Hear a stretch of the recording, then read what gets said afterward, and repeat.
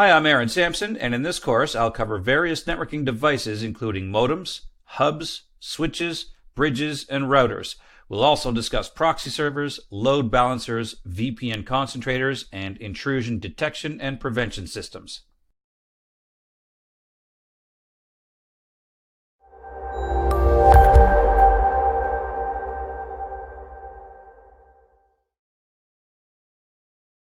Now, taking a closer look at some of the characteristics of the lower layer devices, if we go all the way to the physical layer, or layer 1, we find the hub.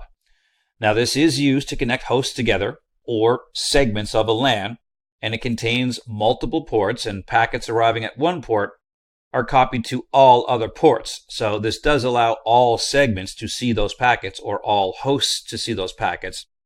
But of course, the problem is, at the physical layer, there is no addressing whatsoever.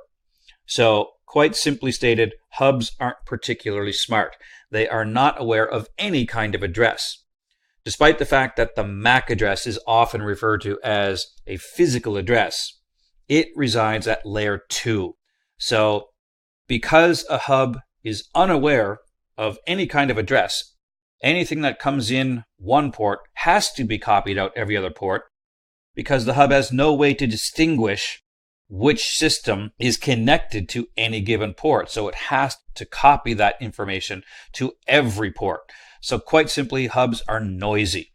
They did the job, but they caused a lot of unnecessary traffic. Now, their attractive feature going back several years was quite simply the fact that they were less expensive than switches. But in today's networking environments, it would be very rare to find a hub. So switches, quite simply, operate at the next layer up. They operate at the data link layer, and as such, they are aware of MAC addresses. Recall, the data link layer is subdivided into the MAC sublayer and the logical link control.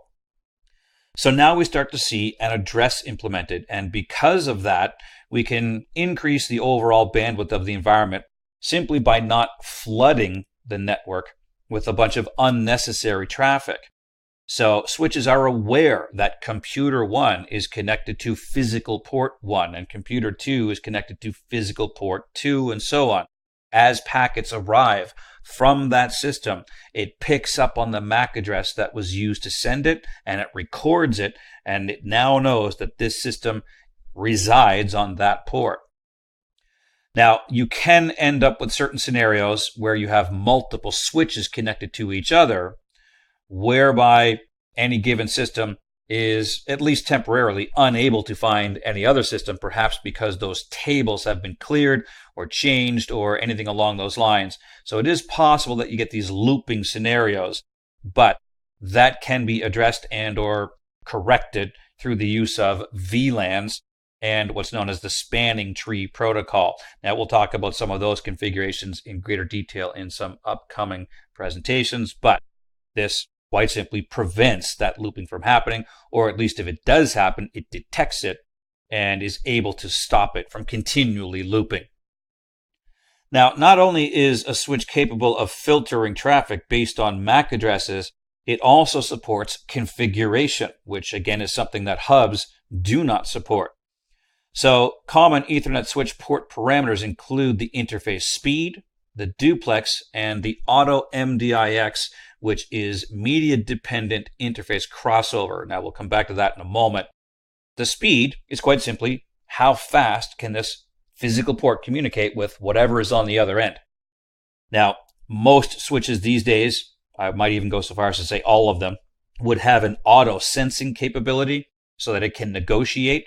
But if you know that the device on the other end can only communicate, let's say, at 100 megabits per second, maybe it's a little bit older, then you can statically set that and you reduce a little bit of processing, because the auto sensing does have to do a little bit of negotiation, if you will. The same goes for the duplex. That's whether or not it can send and receive at the same time. So full duplex is the ability to do just that, but half duplex is send and receive separately. So you can configure that as well. And again, there would be the auto sensing capability, but as mentioned, the less you have to auto sense, the less processing you have to do. So static configuration typically is better, but of course, if something changes, you have to go back in and reconfigure. Now, the auto MDIX, again, is that media-dependent interface crossover. That deals with the wire configuration in terms of transmitting and receiving. For example, a regular Ethernet port uses the pins 1 and 2 to transmit and 3 and 6 to receive. So that is a function then of what type of physical cable you place between the two endpoints. So if it's a regular computer on one side, then the switch on the other, that's the standard straight through cable, and the pins are placed accordingly to communicate. But if it's switch to switch, that is typically where you see the crossover cable or the rollover cable, depending on the circumstances. But they have different wire configurations. But again, a lot of newer devices have this auto MDIX capability, which means that it can digitally rework the connection, if you will, so that you can actually use a straight through cable in a scenario where it expects to see a crossover or a rollover. So it quite literally reconfigures the wires digitally, if you will, before the communications are sent to the processor. So it doesn't really matter how the physical wires line up in that case. But again, it is something that you can set statically, or you can leave it set to this auto sensing capability so that it can determine it for itself. Ultimately, the auto sensing capability reduces the changes that need to be made, but it involves more processing. So you might be able to improve the overall performance of the switch by statically configuring these values, but that introduces a little more overhead if and or when things change.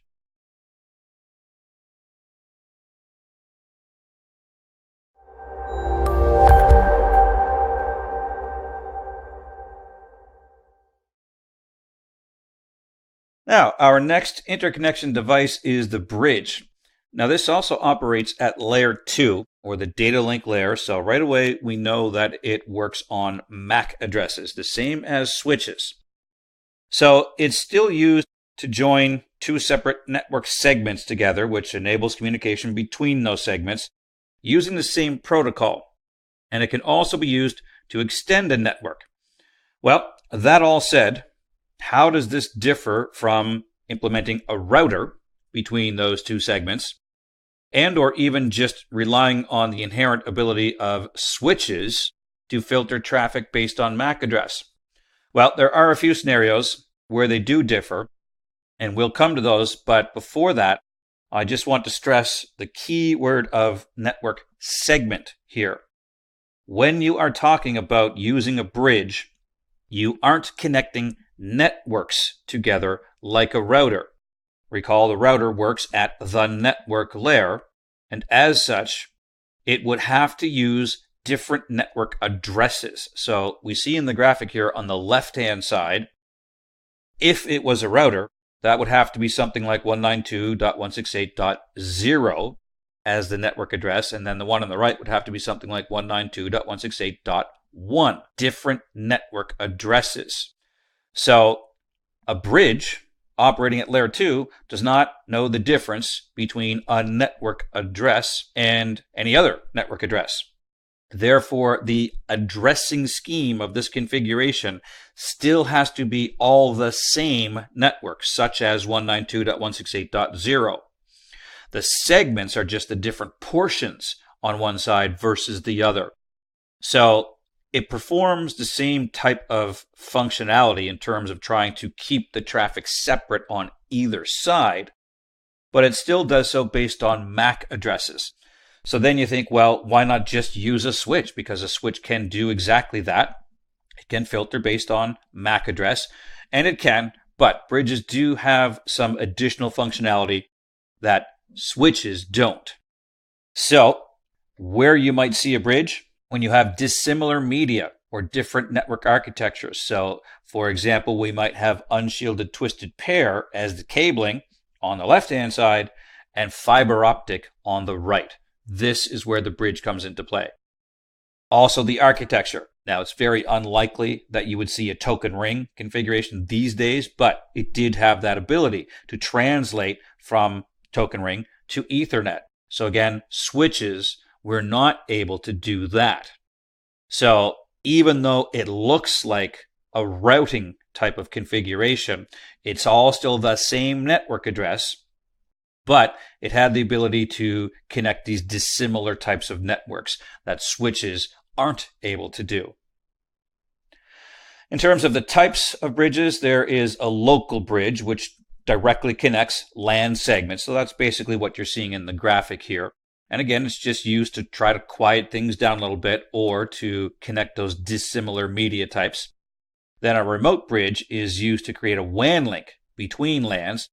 Certainly still the same network address, but recall that you can have a network of just about any size.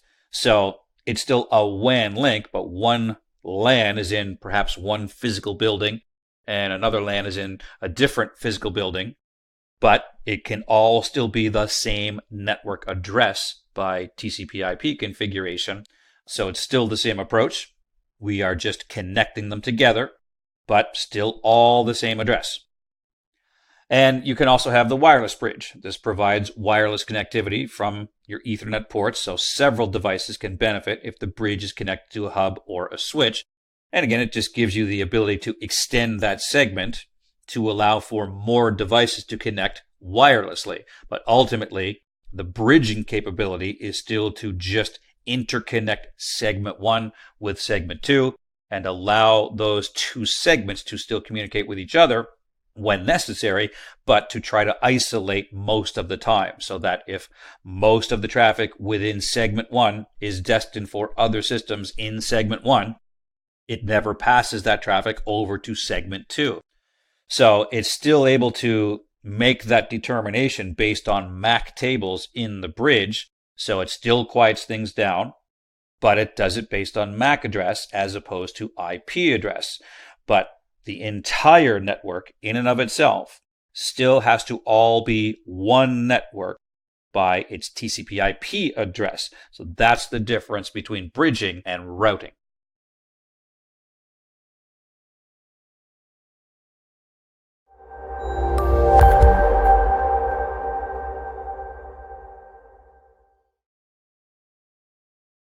Our next interconnectivity device is the modem.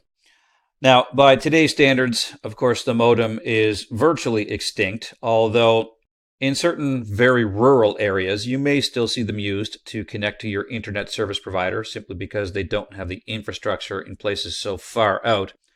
But very rare by today's standards. It is short for modulator demodulator and quite simply enables a computer to transmit data using a telephone line. And of course, that was the key component back in the early days of internet connectivity. We didn't have high-speed networks all over the globe, but we did have the phone line. It was already there, so the infrastructure was already in place, so we could simply take advantage of that to communicate. The standard interface was called an RS-232. Now, clearly, the speeds that we need today were not supported by modems. The phone lines could only carry very small amounts of data. There was very slow bandwidth. Modems never got faster than 56.6 kilobits per second in terms of their speed, so, extraordinarily slow by today's standards, but they did the job at the time. So they're used to convert digital and analog information. That's the modulate/demodulate component, because information transmitted over a phone line is sent using analog waves. And that simply means that the signal that is sent out uses digits, ones and zeros, to create a waveform analogous to the actual electrical current. That's where the term analog came from. It is analogous to the actual signal. So again, we are feeding ones and zeros into the modem. The modem has to modulate/demodulate those ones and zeros into electrical signals. So that's how the communication was facilitated, but again, it was of course very slow. But it did have the advantage of global access pretty much right from the get-go because the phone lines were available just about globally. Now, there were two basic types, a hardware modem and a software modem. Now, there's a little bit of confusion sometimes with respect to these because both of them are still hardware. The difference really came in when it came down to the processing.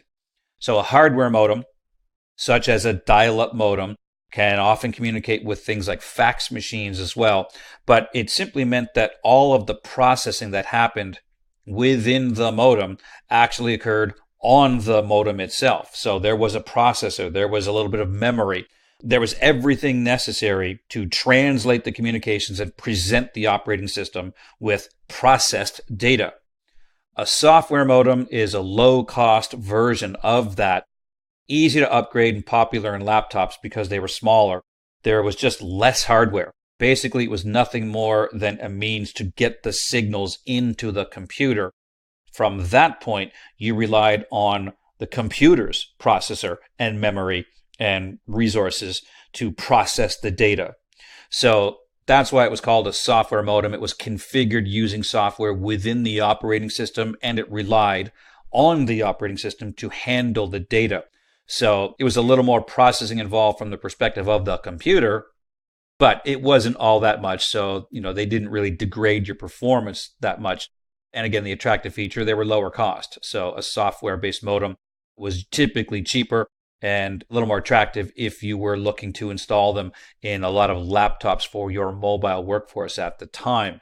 But again, these days, I think you'd be hard-pressed to find either.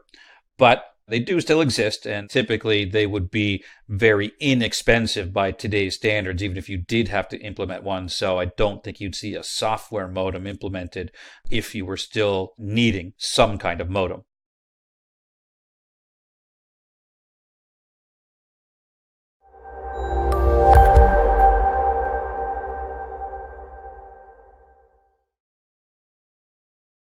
Now, in this presentation, we'll take a closer look at wireless routers and access points, which are special purpose communication devices for wireless LANs, or WLANs.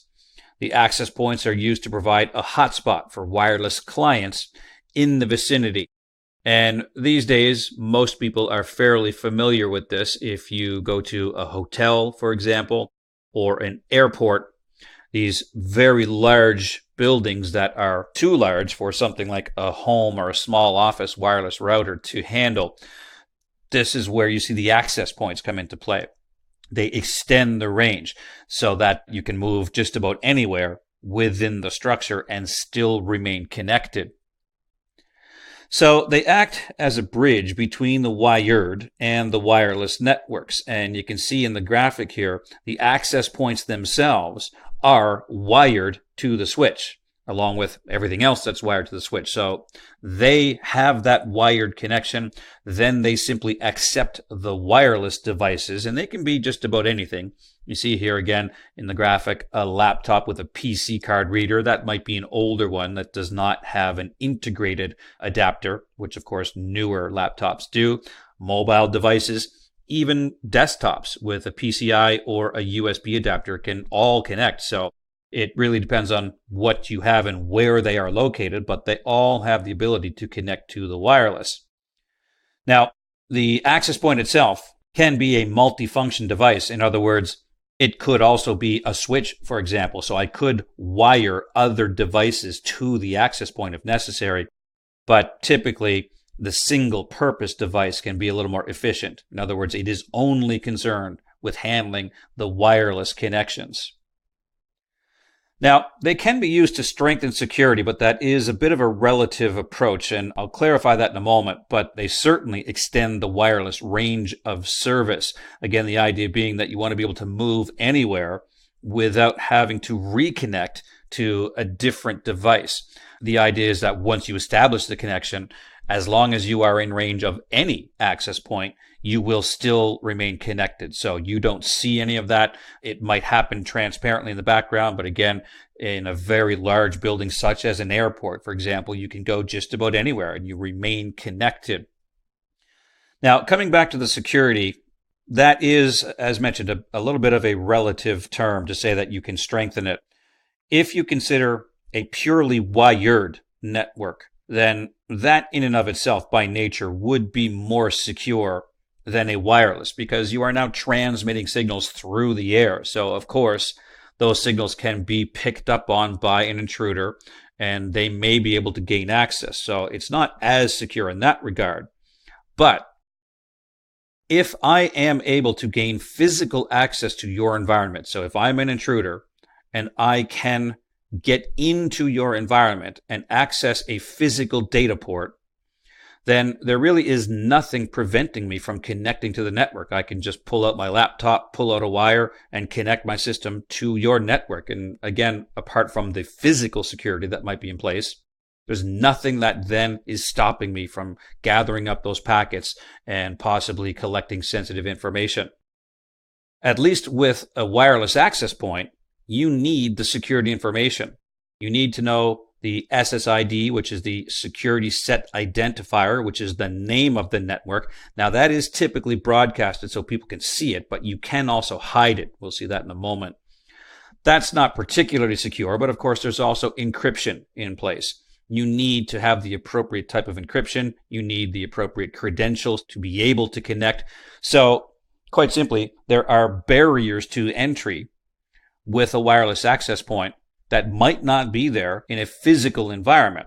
So, again, it's a little bit of a relative comparison, but at least with the access point, you do have to supply that information. You have to know how to connect. Whereas if I do gain physical access, nothing stops me from plugging into a data port. So again, coming back to the SSID, this is typically broadcasted. Again, when you go to a hotel or to an airport, you see the name of the network so that you know which one to connect to. But for security reasons, the SID can be hidden from the general public. Now, this is not a tremendous means of implementing security because there is a lot of software available that can just pick up on these signals. They're still there and can usually uncover the hidden SID. But for the general public who, aren't skilled intruders, they don't even see it. So they might be, just pulling up their laptop and seeing what is available to connect to. If the SID is hidden, they simply don't see it. So they wouldn't even know to try to connect to it. Now, some other considerations when it does come to access points, the rogue access point and or the evil twin. A rogue access point is quite simply an unauthorized access point that is connected to a company network. So it's basically an intruder who has gained physical access, just sets up one that is entirely unauthorized. It's not supposed to be there. So it can provide attackers with access to the company LAN over Wi-Fi. And an evil twin is something that poses as a legitimate access point using the same name, for example, but just used to lure people into connecting to it. So these are known as phishing scams.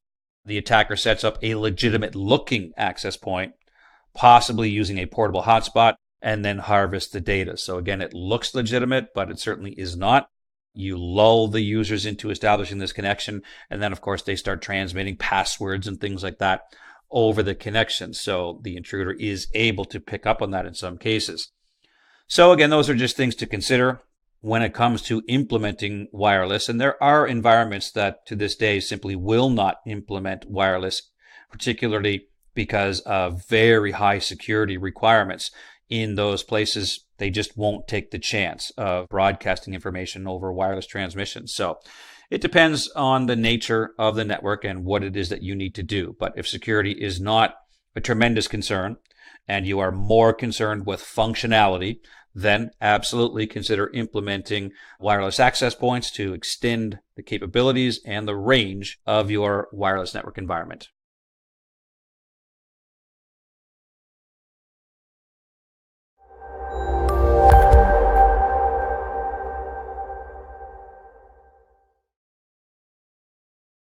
In this presentation, we'll take a look at an example of a media converter, which is quite simply an adapter. It's hardware used to enable segments or networks using different media to interconnect and exchange signals.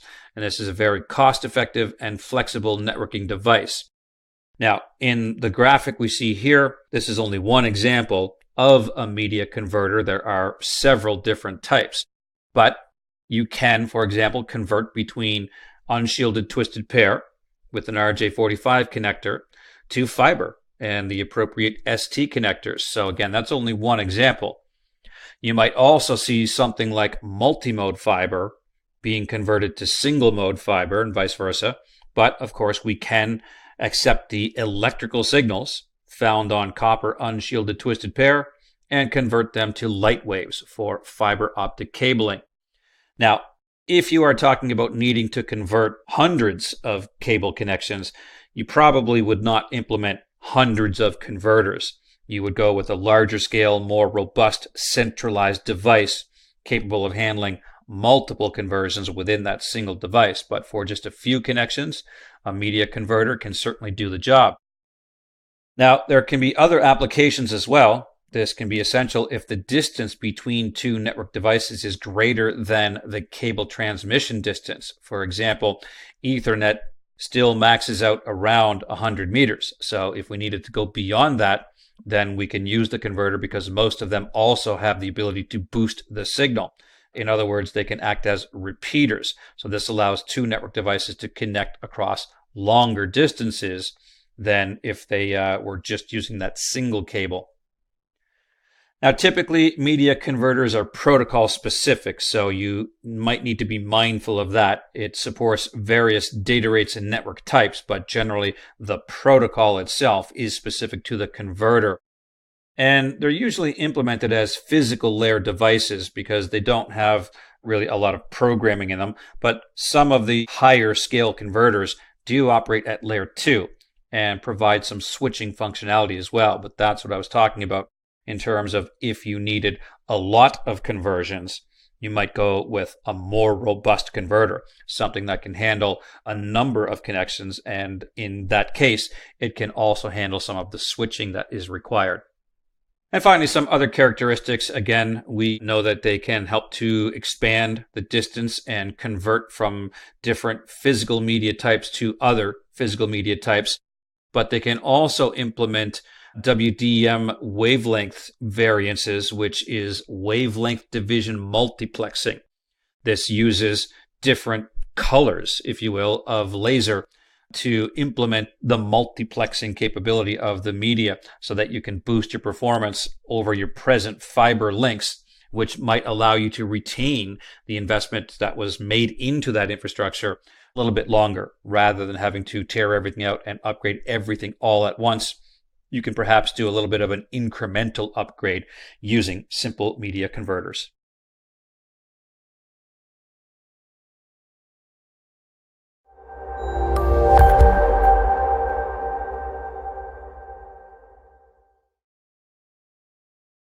Now, in this presentation, we'll take a look at the wireless range extender, which, as its name indicates, is used to extend the radio frequency range of wireless transmissions.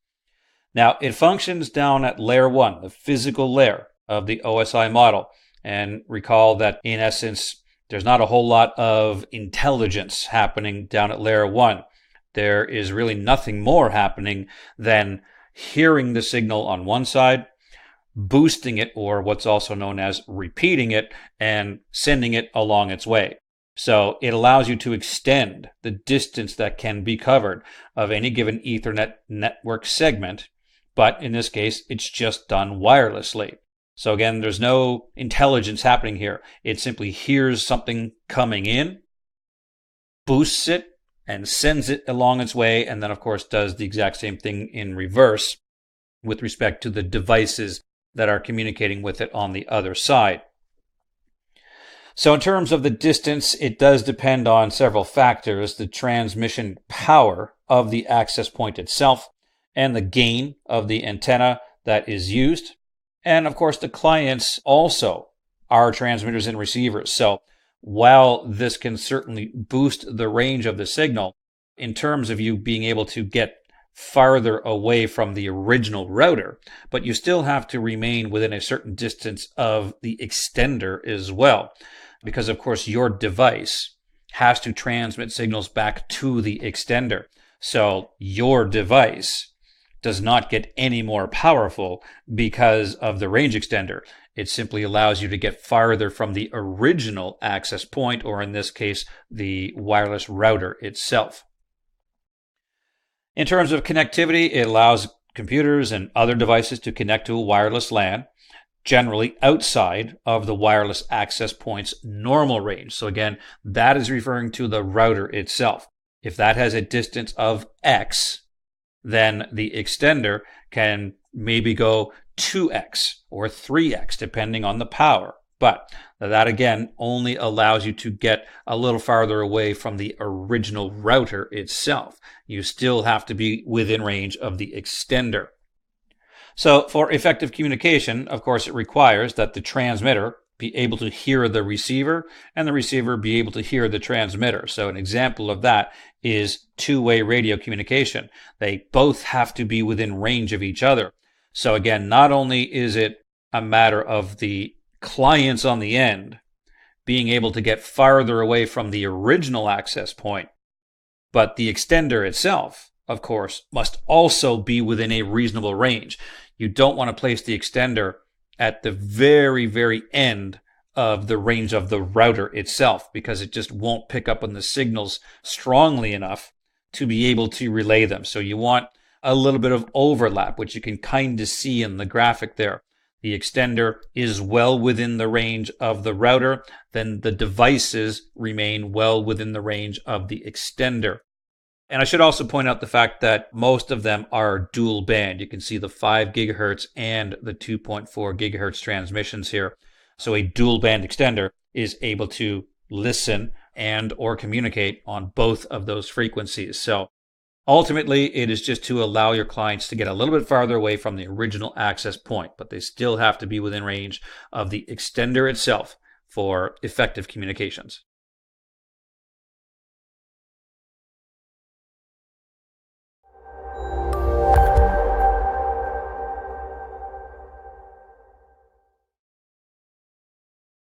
All right, in this presentation, we will introduce Voice over Internet Protocol, or what is more commonly referred to as VoIP.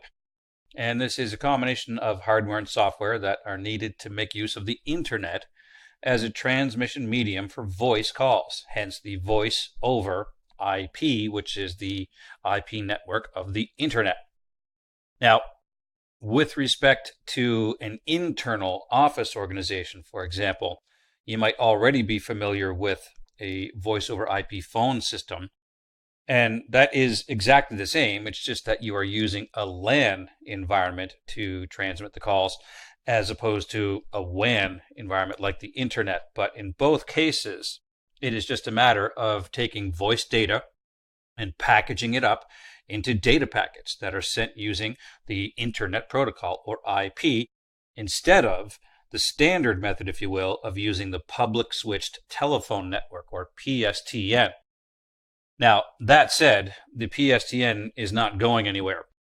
You will certainly see a lot more VoIP systems implemented in the internal LAN environment, and it is certainly growing on the internet as well. But with respect to using the internet itself, particularly from the perspective of a personal user at home using their own computer, there are any number of applications that you can use to make voice calls over the internet. And those are certainly fine, but they require the application to be installed on your system and on the system of the person on the other side. And you typically have to be signed in to the application, both of you at the same time, and you have to configure each other usually as contacts. So if I wanted to, for example, make a dentist appointment, I typically would not use that type of application. I would use still the standard public switched telephone network. So those types of more general public calls, if you will, certainly continue to rely on the PSTN. But for more personal calls to friends and family, you certainly can use, again, any number of those types of applications. So this can offer several benefits, including cost savings. You do not need the public switch telephone network to make the call. So particularly if you are still paying any kind of long distance fee, well, there is no fee associated with a voice over IP application above and beyond what you are paying for your internet subscription. So again, for those personal types of calls, you absolutely can just use the internet at no additional cost. Rich media services, there is integration with other protocols and applications, particularly within the internal environment. You can have any number of applications that you might use to, for example, browse a corporate directory looking for somebody within the organization. You might find them on an intranet web page, and you can probably just click on their name to actually initiate a phone call. Portability, phone numbers no longer require a dedicated line. You are using the IP network. And with respect to the internet-based ones, there's no geographical boundary. As long as you have internet connectivity and you are signed into your service, you can make your calls. Other rich features, including click to call on a web page. Any given company, for example, might just place their number on the page as a hyperlink, and you can click on it, and that launches a call using your voice over IP application. And selective call forwarding, whereby you can configure which calls are forwarded. In traditional call forwarding, it was either on or off. All calls were forwarded or no calls were forwarded. But with selective, you can say, if I get a call from person X, then forward it. But a call from person Y, just send it to voicemail. Now, VoIP servers are software-based devices that are used to direct or participate in voice over IP data conversations. For all intents and purposes, they are the operators. They have the characteristics of implementing call switching and connection management, call recording and auto-attendant functions. When you call any given business, for example, and you receive an automated attendant that says press 1 for so-and-so, and 2 for so-and-so, and 3 for this department or that location. Call conferencing, and even translation if you are in a multilingual environment. So a lot of additional configuration and features that are available above and beyond traditional phone system. Now, the VoIP endpoints are typically the IP phones themselves. They are TCP/IP aware, they have an IP address, and they are connected directly to a data link using an RJ45 twisted pair Ethernet connection. They can be plugged in directly to a hub or a switch, and they generally have a 10 or 100 base T auto negotiating interface, so it can pick up on what speed is being used, but they are basically network devices like any other. And you can also implement multiple endpoints whereby you can assign several devices to ring upon receiving a phone call. This is particularly useful if you travel around from branch office to branch office to branch office. You can configure a call coming in to ring at all 3 offices, for example. So regardless of where you are, you receive that call.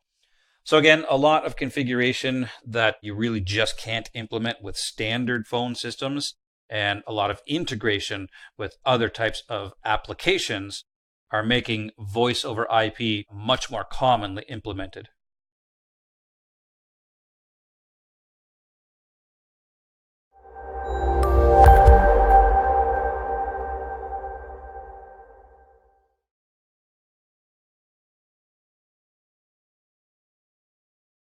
Now, for our exercise this time, we'll ask you to describe the difference between a host-based and a network-based firewall, then to describe how switches and hubs work, then to describe when to implement routers, and finally to describe when to use a wireless range extender. So what we'd like you to do is take a few minutes, pause the recording, and jot down some responses. Then we'll come back to review and we'll see how you made out. So we'll see you shortly. All right, to review, our first task was to describe the difference between a host-based and a network-based firewall. And host-based firewalls are typically implemented as software running on a specific host. And as such, they protect only that host. Whereas network-based firewalls are usually hardware appliances that sit between your network and the internet. And as such, they protect the entire network. Now, it's certainly not a bad thing to have both of them, because if the network-based is compromised, well, then you still have another layer of protection. Then we asked to describe how switches and hubs work. And beginning with hubs, these are layer 1 devices, so there's no addressing. Data coming in one port is copied out all other ports. So essentially, hubs are noisy. Switches, however, operate at layer 2. and as such, they understand MAC addresses. Data in one port is forwarded to only the specific port of the intended recipient system. They maintain tables as packets go through the switch from each device. It realizes that the MAC address that was attached to, for lack of a better word, this physical port is computer 1. And it does that for every system attached to every port. So that table is effectively maintained so that each system can communicate with any other system without everyone else needing to hear it. So quite simply, switches are much quieter. Then we asked to describe when to implement routers. Now these are layer 3 devices. So they are not concerned with interconnecting two host systems, but rather two or more separate networks. They work at the logical address layer, or the IP address, and they are only concerned with getting you from network to network to network, not any specific host on that network. And finally, we asked to describe when to use a wireless range extender, and this is required when devices needing to communicate with the originating access point are quite simply beyond the range of its transmission capabilities. Once you get to that limit, you implement the extender, it picks up on the original signals, and for all intents and purposes boosts them. And as long as you remain within range of the extender, it can send the signals back to the originating access point. So again, it really is just a repeater, but for wireless networks. So hopefully you made out all right with those questions, and if so, we are ready to move on.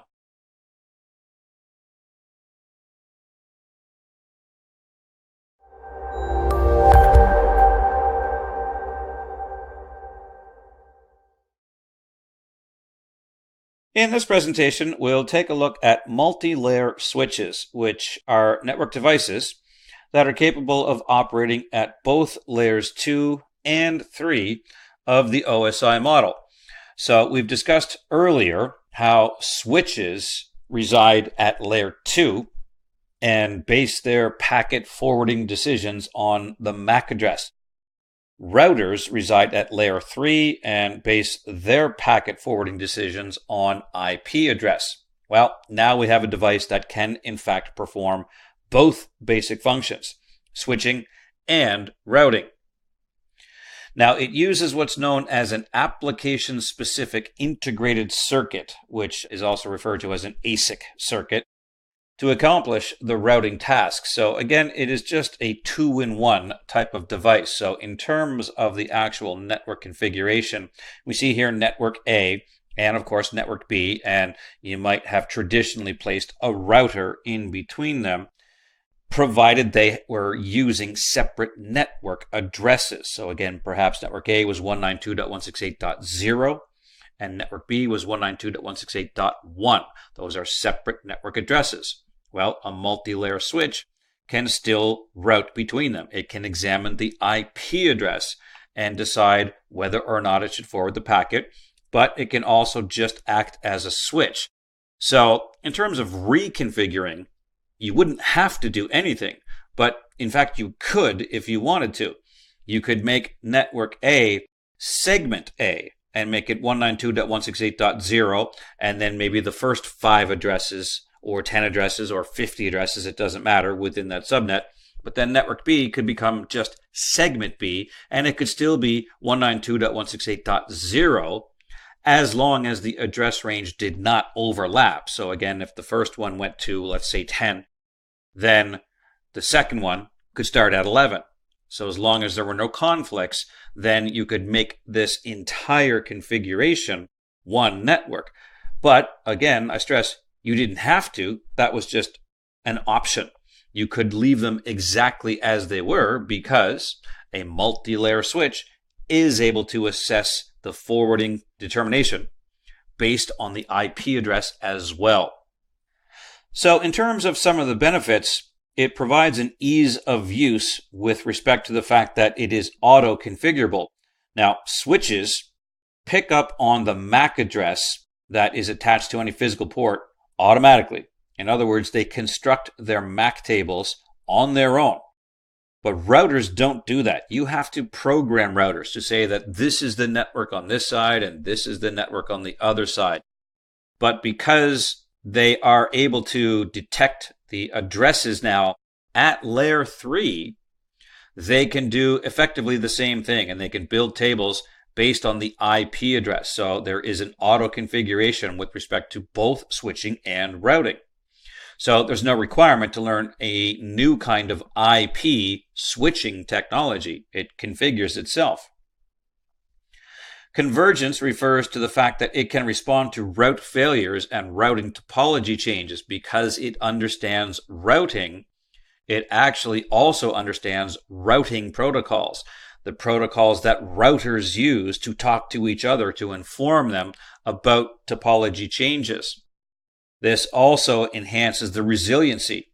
It supports the Hot Standby Router Protocol, or HSRP, which eliminates a single point of failure, meaning that any given device can transparently switch to a standby device without disrupting services. They support access lists so that you can filter the traffic based on the access list, accept packets from this interface but not from that interface, and you can use that to prevent traffic from crossing between subnets if you want to. It can quite simply reject traffic destined for any given subnet based on the address. Transparency means that you don't have to implement any new routing protocols, and it supports DHCP as well, so that you don't have to reconfigure any of the end systems. And it is standards-based. It uses the Internet Engineering Task Force standard protocols such as OSPF, or Open Shortest Path First, and Routing Information Protocol. Again, the protocols that routers use to talk to each other to exchange their routing tables and their status. And it allows you to just simplify the overall network design because you can retain your existing subnet structure. As mentioned, you can change it if you want to, but you don't have to. And finally, it supports management with respect to accounting and analyzing the traffic, so you can generate reports that effectively indicate what kind of traffic has been crossing from one to the other. So again, just several benefits available from implementing a multi-layer switch, but most of all, the fact that they can perform either function.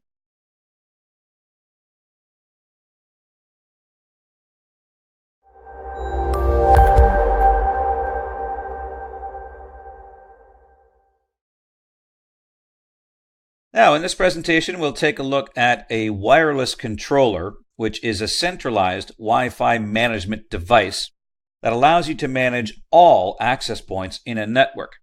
The general idea being that if you do have a lot of wireless devices or wireless access points, rather than configuring each one individually, the wireless controller allows you to configure them all.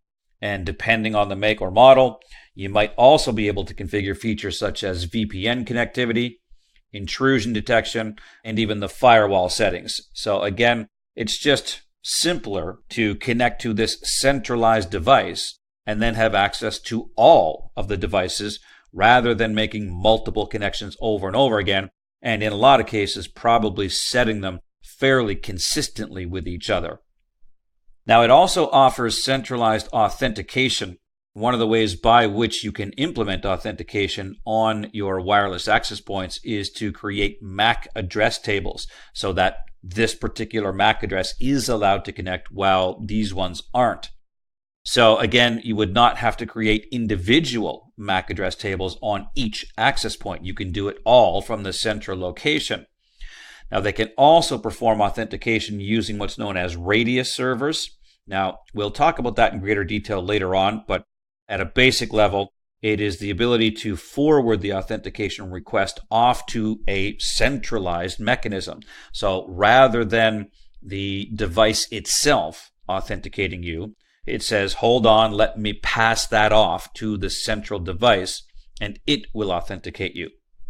And again, this allows you to configure a single authentication policy that is consistent across all devices rather than configuring multiple policies that are essentially the same. It also supports Active Directory authentication as well as lightweight directory access protocol for environments that still use directory services, but maybe just not the Windows Active Directory. It also offers interference mitigation, whereby the access points will always operate in non-overlapping channels to reduce the interference as much as possible. If you have a very densely populated wireless network environment, then you can reduce the loss of packets due to this interference.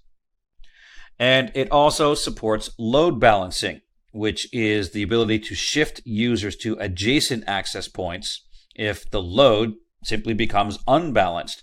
For example, if one access point has a very high volume of users, while another access point is very low, then it can transparently shift them to the other device, as long as they are within range, of course.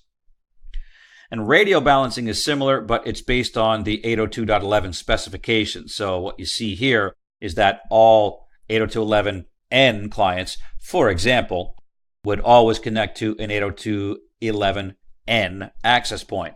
And we've seen earlier that some of them are compatible with each other. So it will always try its best to make sure that the A's are with the A and the B's are with the B, the N's with the N's, and so on.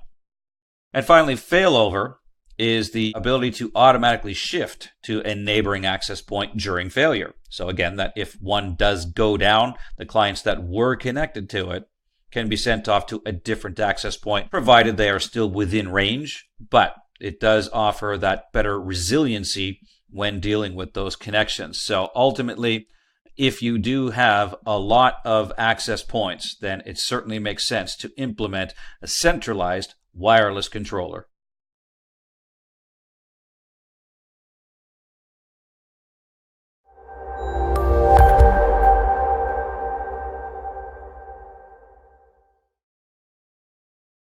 In this presentation, we'll introduce the basic functionality of a firewall, which is software or hardware used to control ingress and egress of network traffic, and that refers to the direction traffic coming in and or traffic coming out, and you can control both of them with a firewall. And it is quite simply designed to prevent unauthorized access to a private network. Of course, on the internet, there could be intruders that are trying to gain access to proprietary information on the inside. The firewall, in essence, is designed to protect that information. Now, there are two main types: a software-based firewall that runs on a host PC or server, and as such, it's called a host-based firewall. And it really is just configurable software on that system. And in fact, in Windows environments, all recent Windows clients and servers included a firewall by default ever since Windows XP, and you can just configure it through the control panel. And then there's the network-based firewall. This is typically a dedicated device, although they might run on a server, and we'll actually come back to that in a moment. But it typically segregates a LAN from devices on an untrusted network. And of course, the untrusted network is the internet. So the primary difference is that the network-based firewall is designed really to protect the entire network. Now, some of the filtering techniques that are used in firewalls include a packet filter, which accepts or rejects packets entering or leaving the network, and you can configure the criteria yourself with respect to what is allowed and what is not. So it quite literally examines the packets, and if it meets the criteria, it is accepted, and if it does not meet the criteria, it is discarded. An application gateway applies security mechanisms to specific applications, so it depends on the application you are using. A circuit level gateway applies security mechanisms to TCP and or UDP connections, so it works on the port numbers. And a proxy server hides the network addresses because it only ever exposes the public network to the internet. So you don't ever see what kind of addresses are being used on the inside. So then, comparing hardware and software firewalls, again, the hardware firewall is typically a dedicated device, and in many cases it is also the router. So it handles the connection between your network and the internet. Recall that routers connect networks together, so in many cases the firewall is implemented on the router. They require at least 2 ports, 2 physical connections, that's referred to as dual homed, in order to segregate inside traffic from outside traffic. One port connects into the private network, and one port connects out to the public internet. But the software firewall is installed on a single host, and in that regard, it is designed to only protect the host on which they are installed. So where a network firewall sits on the boundary and protects everything behind it, a software firewall is usually implemented as a second line of defense, so that when traffic arrives on that specific computer, it must still meet all of the firewall rules.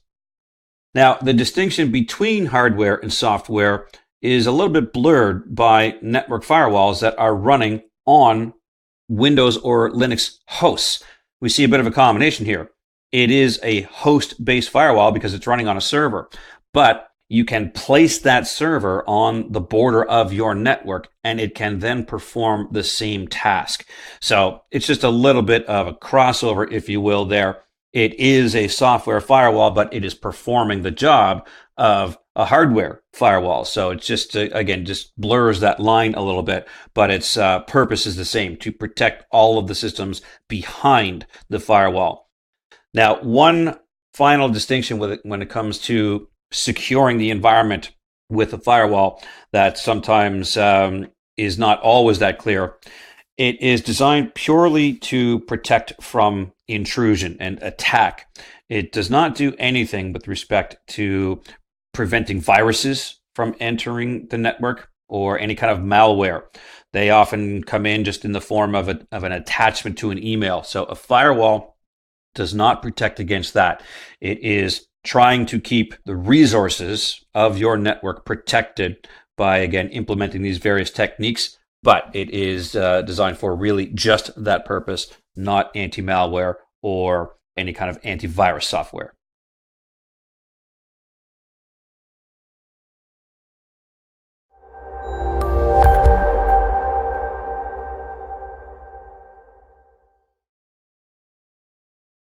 Now, in this presentation, we'll introduce the idea of load balancing, and in particular, we'll look at the hardware load balancing device, or HLD. Now, there are software mechanisms in place that can also load balance, but for the time being, we'll talk about the hardware device. This is a physical networking appliance that is used to distribute traffic across multiple servers as evenly as possible. Now, a key component is that those servers all have to be performing the same task. Now, they don't necessarily have to be dedicated to that task, but every server that is behind the load balancer must at least supply the same consistent service as every other system. So a good example is a website. If I have a very busy website, then one server might not be able to handle the load. So I think to myself, well, I'll create a server farm and I'll have the site hosted on 2 servers. Then either one can respond. That's the basic idea, but then you also want to ensure that server 1 is not handling, let's say, 90% of the load, while server 2 is only handling 10. Now, each of those servers could then also perform other tasks that don't necessarily need to be load balanced, and that's what I referred to when I said they have to at least have one consistent service. But typically, that's what you are concerned with. Let's make sure that we can handle the load of the website traffic, but let's spread it across multiple servers. And by no means does it need to be only 2 servers. You could have dozens upon dozens, as long as they are all hosting that same website or performing the same service. Now, in terms of routing the traffic, it will try its best to distribute the traffic evenly, but evenly doesn't just come down to the numbers. So using a simple example, if it was only 2 servers, then you might think, well, let's split it up 50-50. But you also have to consider availability, resource utilization, the number of connections overall, and quite simply the performance of that server. So if, for example, server 1 is a very good, very robust server, while server 2 is not so good, well then in fact you would want server 1 to handle more of the requests. So it will take into account all of these considerations, and particularly once you start dealing with, let's say, 10 servers, then availability also comes into play because one of them might go down, two of them might go down, in which case the load balancer will ensure that it does not forward the requests to a server that has gone down. So in terms of benefits, it minimizes the probability that servers will become overwhelmed by the traffic. So again, a slight exaggeration that I mentioned earlier, but if one server was handling 90% and another was only handling 10, well, you're certainly more likely to see server 1 become overwhelmed. It's doing too much. It can also optimize the bandwidth to each computer or terminal. Again, it can take into account a number of considerations, so it can forward a request off to a server that is simply not utilizing the bandwidth as much as it should. And it can minimize the network downtime because if you do have multiple servers, even just two, and one of them goes down, there is still another one to service the request. So you have less downtime, better resiliency.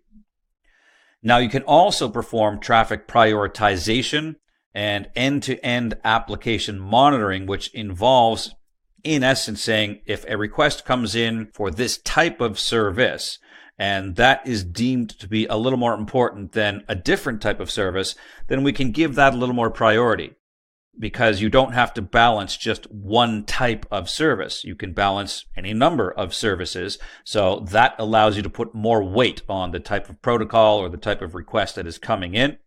And that monitoring ability is to flat out determine which systems have been doing what, so we can ensure that the balance is there, that we aren't seeing overutilization and underutilization.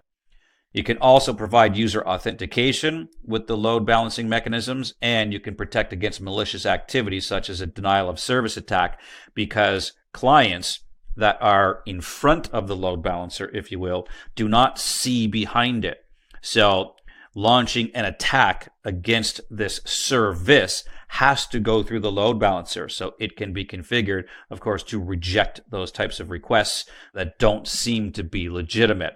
So ultimately, if you do require this type of configuration where you want to have multiple servers handling a single service, then it typically makes sense to implement a load balancer to ensure the optimal performance of that service.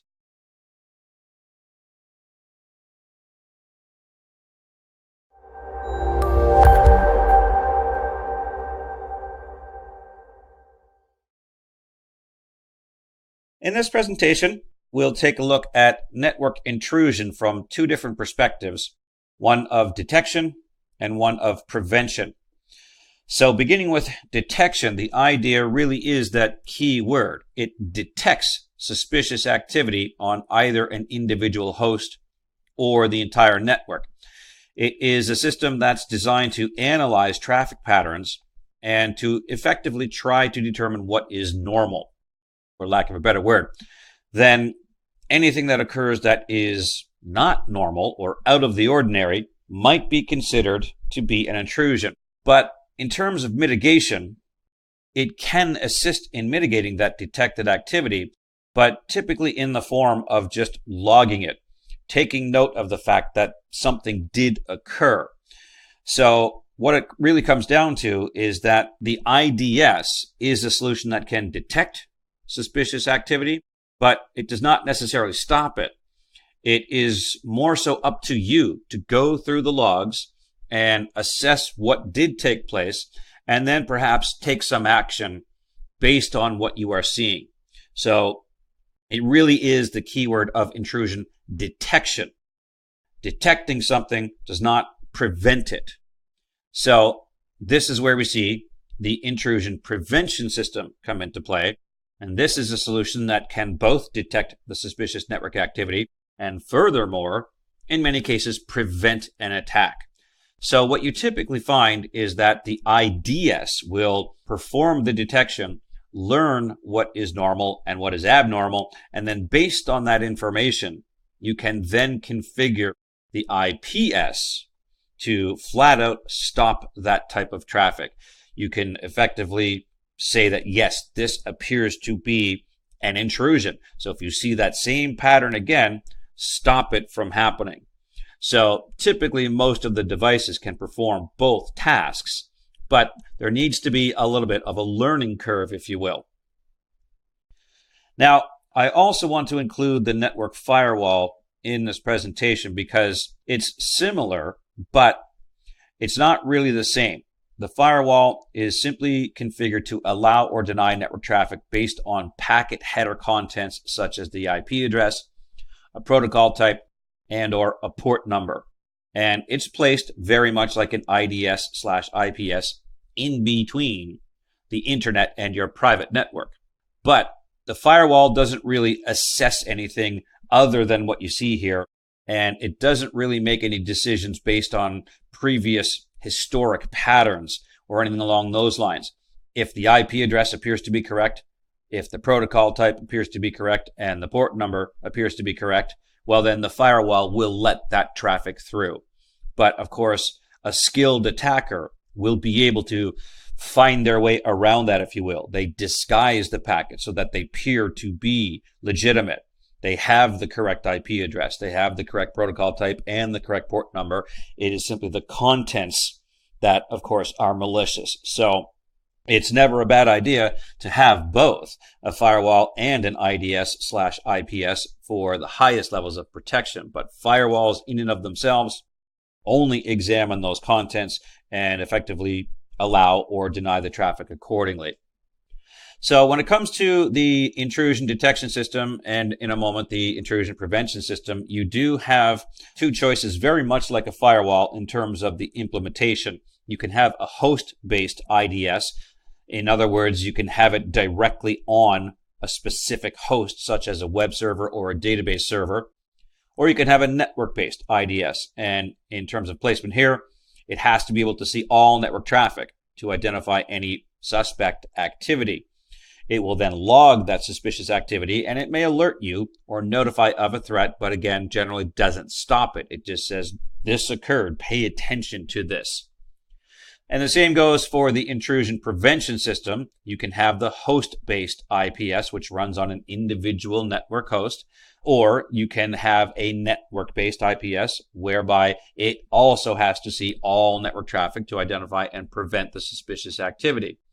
So typically, you want that placed as close to the internet as possible for both the IPS and the IDS.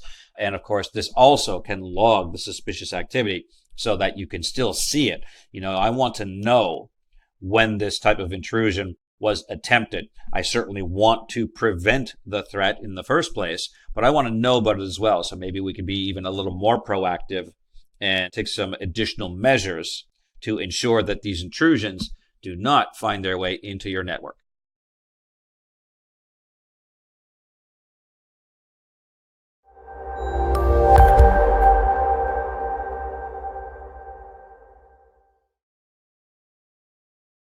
Now, in this presentation, we'll take a look at proxy servers, which are implemented to eliminate direct connectivity between your internal clients and internet resources. And in fact, in the opposite direction as well, internet clients and internal resources. Now, that's actually what's known as a reverse proxy configuration, and we'll talk about that shortly.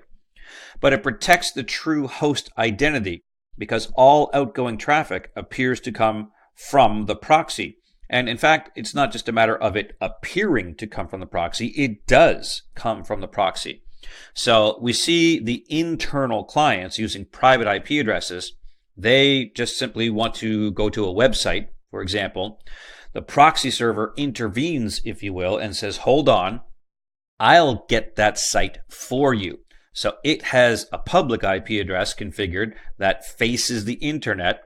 It is the proxy server that goes out and retrieves the site, and then it sends it back to the client. So again, you get this protection of the internal clients because it's only ever the proxy server that directly accesses the internet. Now, it has to be configured to proxy a specific application. So for example, if you are wanting to gain access to a website, it would have to proxy the HTTP protocol. And if you also wanted it to proxy FTP requests, you certainly could, but you do have to tell it which application protocols are going to be proxied. Anything that is not listed, in essence, would bypass the proxy. Now, transparent proxies do not really require any kind of client configuration. In other words, you don't have to do a whole lot on the client to configure it. You just really tell it to go through the proxy. That's about it. And a lot of browsers these days are capable of detecting a proxy as well. So from the client's perspective, it is all very transparent. You might not even know that you are going through a proxy server. So again, the idea is that the proxy server is actually the system that retrieves the internet content for the internal requesting client. But another nice feature is that the content that does come back can be cached to speed up subsequent requests. In other words, if I request website X, then the server can cache some of that content. Now, these days we know a lot of websites are very dynamic, but some of it can still be cached so that if you go and request the same site, a good portion of it can actually come back from the proxy itself, and it doesn't even have to go out to the internet. So you get your site back at LAN speeds, not internet speeds. So they can dramatically increase the performance as well. And again, the internal client identity is never revealed. So you get a lot of benefits from using proxy servers. Now, another benefit is that you can implement a certain degree of control or restriction or even security, because proxy servers can examine the packet headers and the payload. So, for example, you can block connections to things like social networking sites outside of lunch hours. Or you can flat out block an entire site based on the domain name, for example. So you can ensure that your people aren't wasting time during business hours. You can control which sites are accessible and which ones are blocked or restricted. And you can even implement these time controls so that maybe it is allowed during certain hours. Now, as mentioned earlier, proxy servers can cache the content. So as such, they're often referred to as caching servers. Now, this depends on how the proxy server is configured, because you don't have to enable caching. That is really up to you. But if you do enable it, then you might also want to consider cache aging timers, also known as the time to live or TTL value. In other words, how long is the cached content valid for? As mentioned, a lot of sites these days are very dynamic. They change all the time, especially weather or news sites. So in that event, if I go to the site and then it is cached and then you go to the site later on, the decision is, well, is that cached content still valid or has it changed? So if you feel that you are always accessing, or at least frequently accessing, very dynamic sites, then you should have a very short TTL, because the original content is changing. But if you feel that you access fairly static sites more often, then you can increase the TTL and you'll get better performance. But once the TTL expires, the cached content is removed. So again, if it is very dynamic, cache it for maybe 15 minutes or something like that. Then it expires. Then the next person to go to that site will have to go all the way to the originating site to get the current content. So it's a little bit slower, but it's more up to date. Cached is faster, but might not be as current.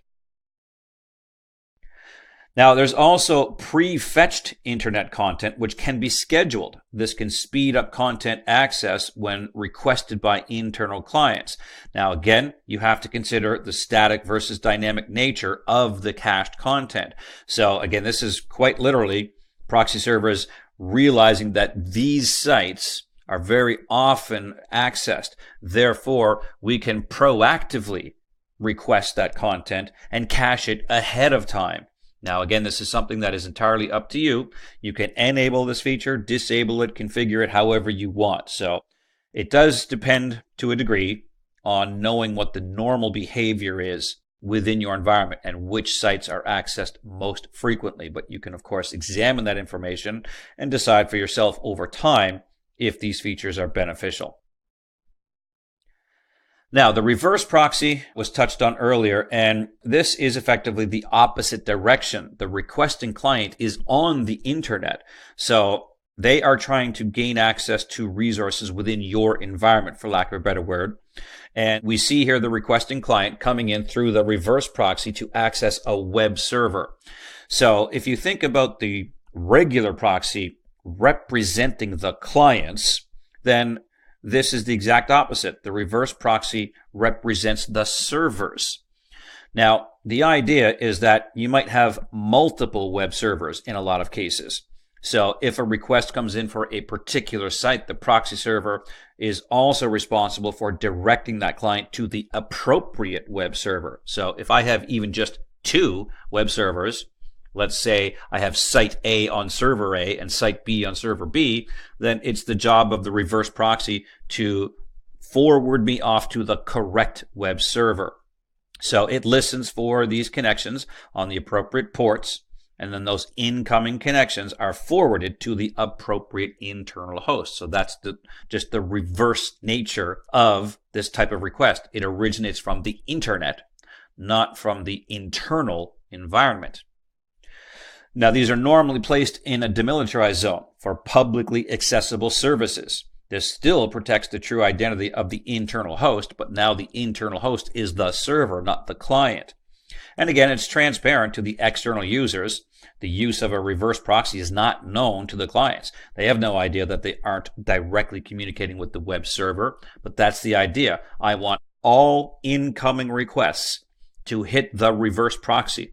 The reverse proxy will then decide to which server this request should be sent.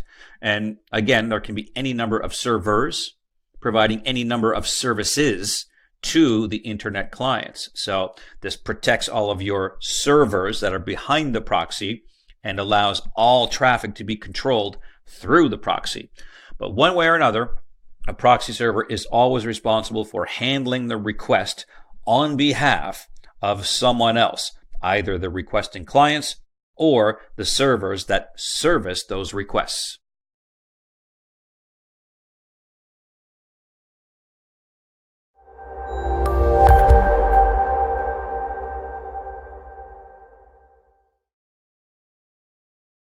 All right, in this presentation, we'll take a look at the VPN concentrator, which is a networking device used to provide remote access for virtual private networks. Now, just to touch on the VPN itself for a moment, this is implemented when you have disconnected workers, those who work from home or those who travel, and need to access the internal resources of your organization over the internet. So once a VPN is established, they can access those resources such as the printers, the servers, the storage, just like they were in the actual internal office. So typically what you'll see is software on those computers for the disconnected users that they will launch, and they will provide the necessary connectivity information such as the username and password and the server or address to which they want to connect. Then once they establish that connection, they might as well be in the office. They can work just like anyone else, but of course from the outside. But the VPN concentrator is implemented to act as a dedicated device because most network servers have the ability to create and establish VPN connections. But then you have to take one of your servers and basically expose it to the internet because the system to which the users want to connect needs to be accessible from the internet. So by using a VPN concentrator, you can keep all of your servers behind the concentrator and not directly exposed to the internet. Plus, as a dedicated device, the VPN concentrator allows typically higher throughput and other benefits such as handling the encryption because, of course, we are using the public internet as our means to communicate. So we want to ensure that the data is encrypted. Now, they're typically implemented in what's known as a site-to-site VPN architecture, and this is where you have two or more physical sites. So let's imagine you have a larger office, we'll call it headquarters, and then maybe a branch office with fewer users. But the people in the branch office need fairly frequent access to the resources in headquarters. So in that case, it doesn't really make sense for them to launch the software to establish the connection every time they need access. They might need access all day, every day. So a site-to-site maintains a much more persistent connection that all users can use, rather than individuals making multiple connections all of the time. That more casual type of connection, such as the traveling user who only needs access periodically while they are traveling, is known as a point-to-point. That's when they open the software, they enter in the information, they establish the connection, they go about their business, and then they close it down once they are finished. So that again is much less frequent and for far fewer users. So again, that is typically known as the point-to-point. So you'll generally see VPN concentrators used when it is that more robust site-to-site, but it doesn't have to be. That's just a common implementation. But it can handle all of the tasks involved with establishing and maintaining the VPN, such as establishing the tunnel, the connection between the two, authenticating the users to ensure that only the appropriate people are gaining access. It can assign the IP address to the user so that they get an address that is consistent with the rest of the internal environment. It can handle the encryption and decryption of data, and it can ensure the delivery of the data. So coming back to the encryption, as mentioned, when you establish a VPN, you are using the public internet as your means. So we need to use it in a private fashion, hence the term VPN. So in terms of the encryption, this is typically implemented using Internet Protocol Security, or IPsec, or SSL, Secure Sockets Layer, and that's the same protocol that you'll see for secured websites. Any address that is HTTPS is using SSL to implement the security. So again, it's not that the network servers could not handle the encryption, but this offloads the necessity. So the VPN concentrator handles the encryption so that you don't have to worry about it with respect to the internal resources.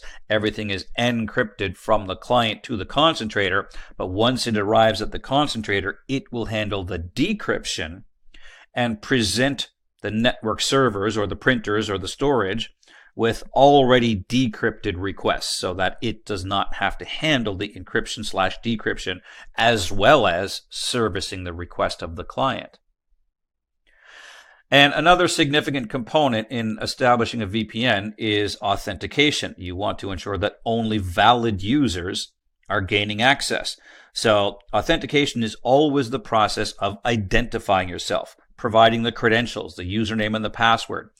So this can be achieved with a variety of protocols, but most VPN devices are able to integrate or interoperate with authentication services and or protocols such as Microsoft's Active Directory, the Kerberos protocol, which in fact is what Active Directory uses for authentication, but it's not dedicated to Active Directory, digital certificates, and the remote authentication dial-in user service, or Radius protocol. Now, we'll actually talk about that in an upcoming presentation, but for the most part, it is a centralized authentication service where you might have multiple access points. And rather than configuring, let's say, 5 different access points with the same authentication information, they will just pass the authentication request off to a different server. It will handle the authentication and pass that authentication back to the client. So it's just a more centralized implementation of authentication. But again, ideally what you want is for the VPN concentrator to at least accept the request and then pass it off to the appropriate server or service. So generally, when you have a fair amount of users who need fairly frequent access to your internal organization by using VPNs, then a VPN concentrator can help to centralize and manage all of those connections.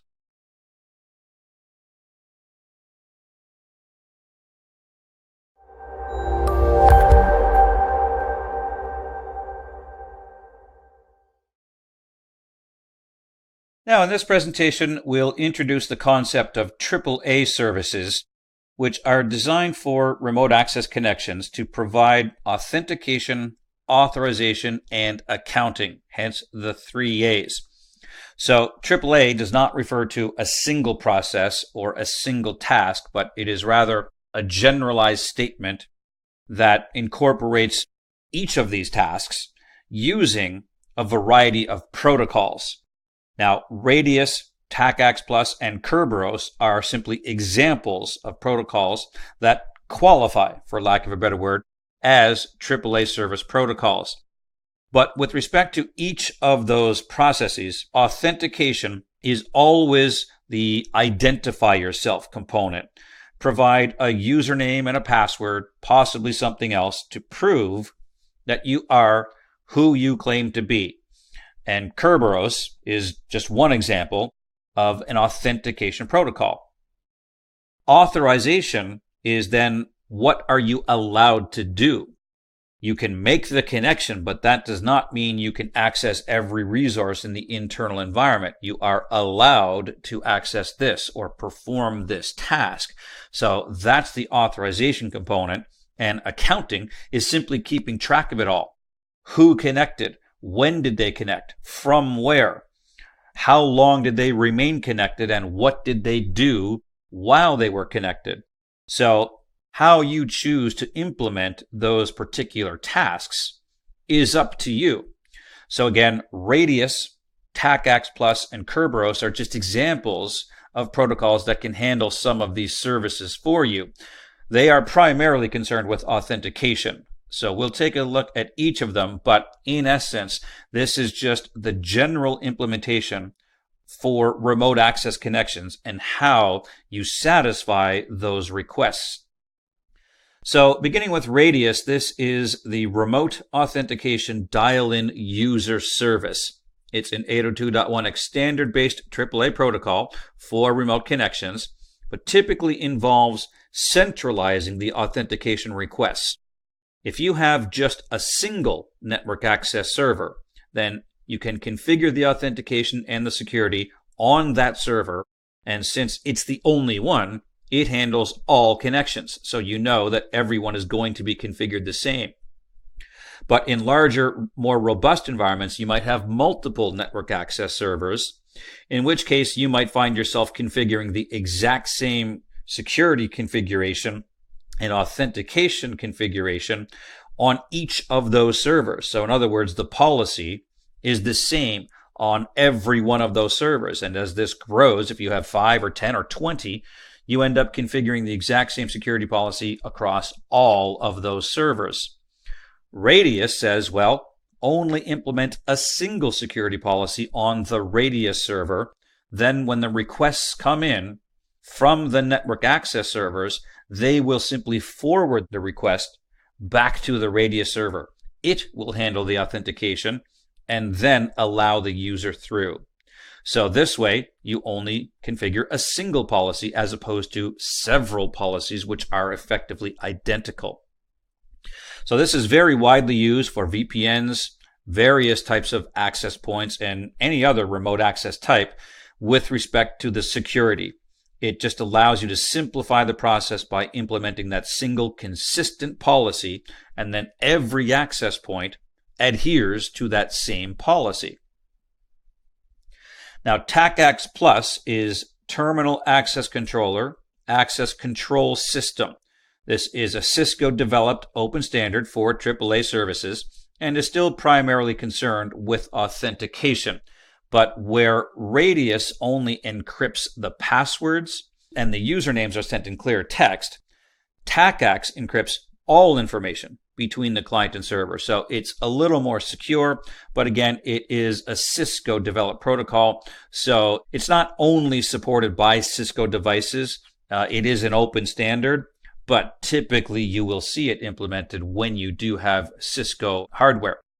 But ultimately, it is a little more secure than Radius because of the fact that usernames are sent in clear text when implementing Radius. So again, it's up to you. You can choose whichever method you feel is appropriate.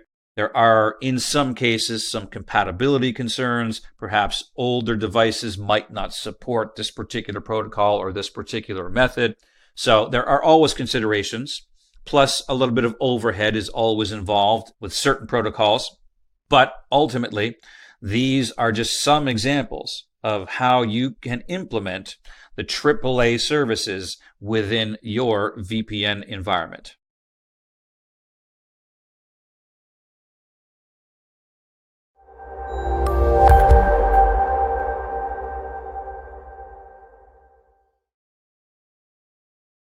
In this presentation, we'll take a look at Unified Threat Management, or UTM.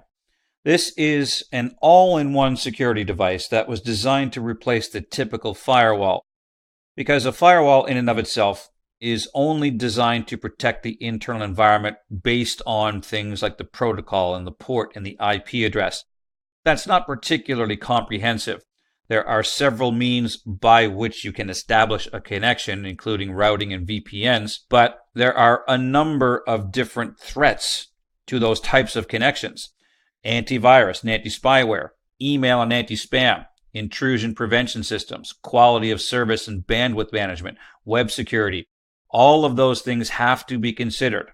And the UTM was designed to do exactly that, to take into consideration all the methods of connectivity and to implement an appropriate type of security for each of those types of connections. So it consolidates many security services into the one device, whereas in the past, you would have purchased many devices or applications to handle each one of those specific threats. The UTM secures your network by providing many standard services such as a firewall, intrusion detection and prevention, antivirus and anti-spyware, VPN connectivity and load balancing, and content filtering such as on a proxy server to implement web security in many cases. But the enterprise versions might also include features such as identity-based access control, quality of service, SSL and SSH inspection for security, and network intrusion prevention as well. Now, there are always considerations. The principal advantage of a UTM is that it can certainly reduce the complexity.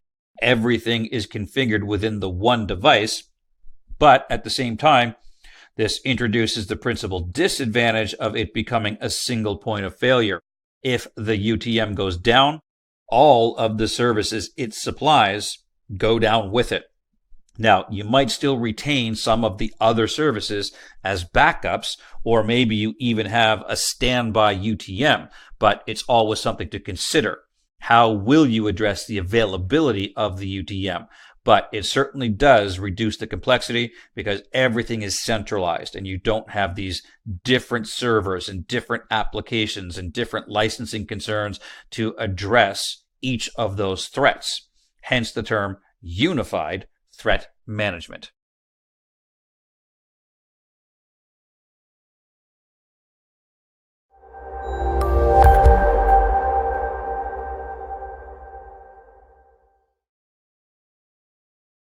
In this presentation, we'll take a look at the next generation firewall, or NGFW. And this is a network security system that can be either hardware or software based. And in fact, the unified threat management that we discussed in the previous presentation is an example of a next generation firewall.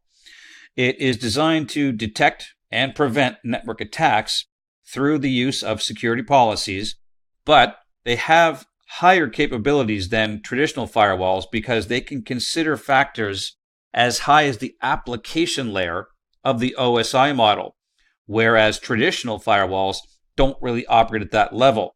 They tend to only work on ports and protocols.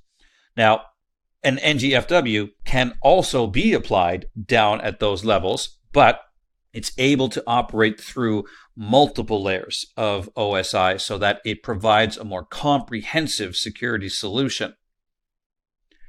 So in terms of the capabilities, these are only some examples, but you can implement URL filtering, often a suitable replacement for traditional URL filtering proxy devices.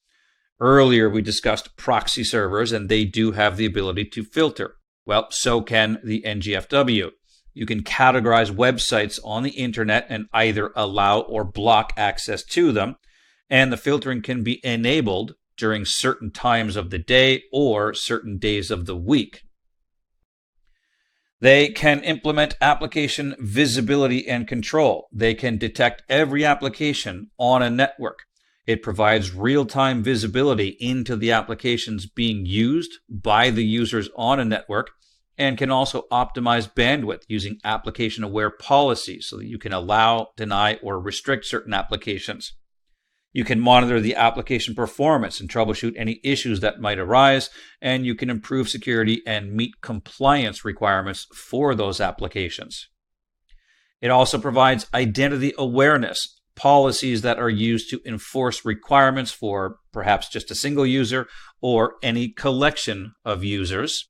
And the implementation can be hard-coded into firewall rules. They can also interoperate with an identity repository such as Active Directory so that they become aware of the users in your environment, because you can create filtering rules and policies based on the identity of a specific user, so that if this traffic comes from that user, you can implement certain rules. IPS integration is the intrusion prevention system, which is used to monitor and block malicious network activity. And of course, this monitors the network traffic for vulnerability exploits. And the key component of an IPS is prevention. You can implement alerts and notifications. You can drop the malicious packets. You can block the source traffic. And of course, reset the connection entirely if necessary. And finally, malware monitoring. You can monitor for command and control traffic. You can perform inspection of incoming traffic to try to detect unusual activity. For example, port 80 communication that is not going to a legitimate website. Port 80 is, of course, HTTP, so you should expect to see port 80 traffic destined for a website. So if it's not, there's something strange about that. And you can also block any outgoing communication. So if there is any malware currently active inside an organization, you can at least prevent that information from leaving the organization. So again, ultimately, it is still just a firewall in terms of its ability to protect the internal environment, but at a much more comprehensive level than a traditional firewall.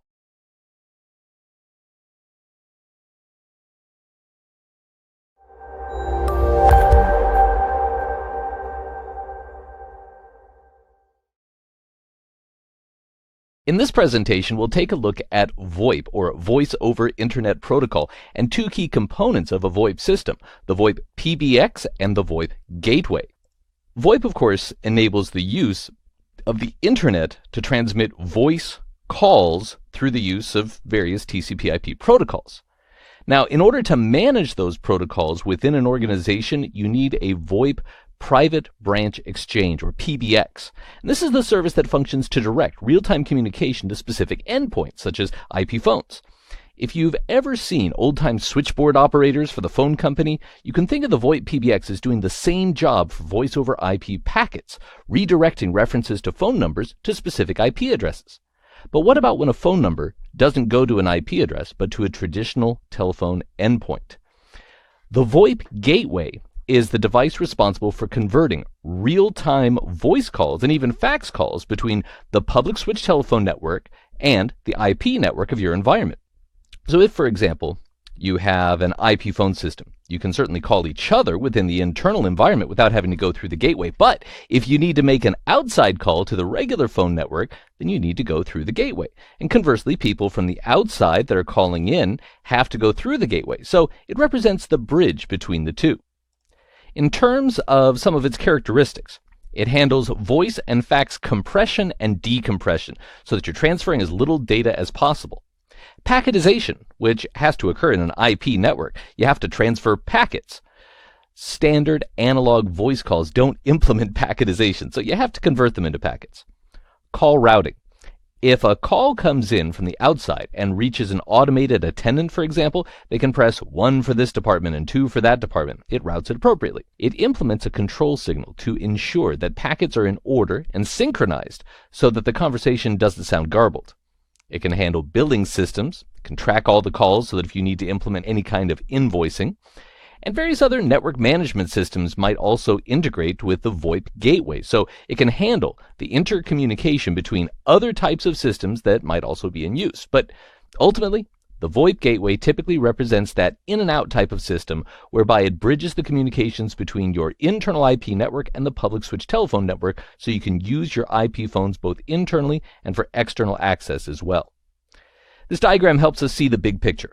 The hardware and software-based IP phones are on the IP network along with the VoIP PBX, which directs the calls. If the call is being made to an endpoint that's outside the company but a part of a voice over IP system, then the packets are directed through the router out to the VoIP provider in a way that's similar to routing external web browser traffic through an ISP's router. For those calls that go to the public switch telephone network, you can see the VoIP gateway standing on the threshold with both a phone jack and an Ethernet jack to handle those deliveries.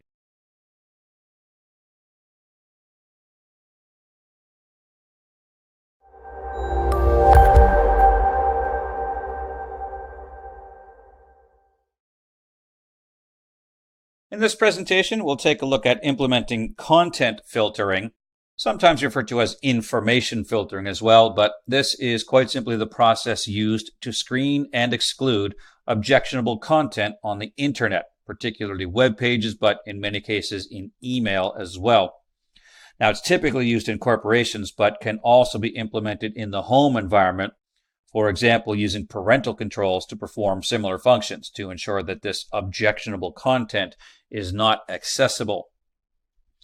Now, it's implemented through the use of character strings that are specified to see if there is a match, and if a match exists, the undesirable content is screened out.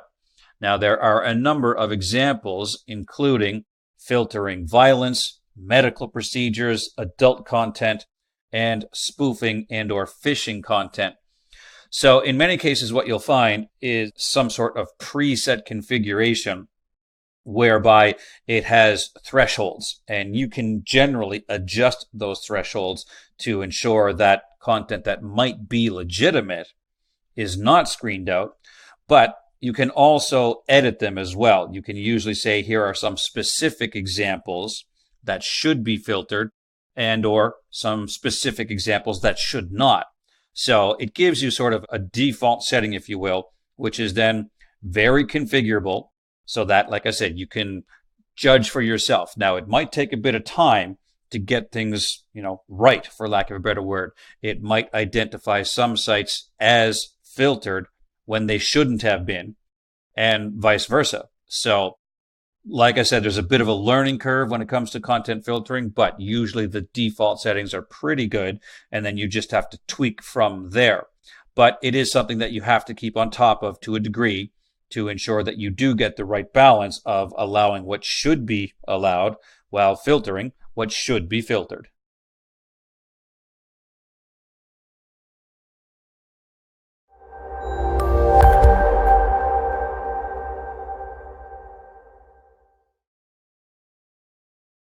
Now, in this presentation, we'll take a look at the basic characteristics of a router and recall from our OSI model that the third layer is the network layer, and this is where we find routers.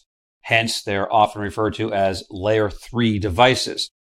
Now, at the network layer, the devices are not concerned with connecting any specific hosts to each other, just the networks. We also find the logical address at the third layer, in other words, the IP address in most cases. So routers forward packets off to other networks based on the IP address of the networks that are being connected. But again, it does not concern itself with the host portion of the address.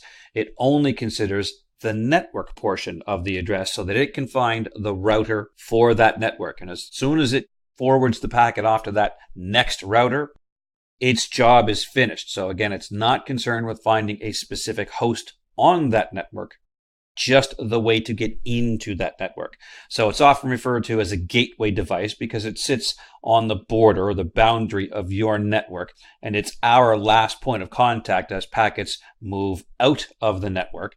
And it's the first point of contact for packets that are coming in to our network. So it always connects at least two networks together. And that can be a LAN to a WAN, a LAN to another LAN within your own organization, or of course, very commonly, your LAN to your internet service provider.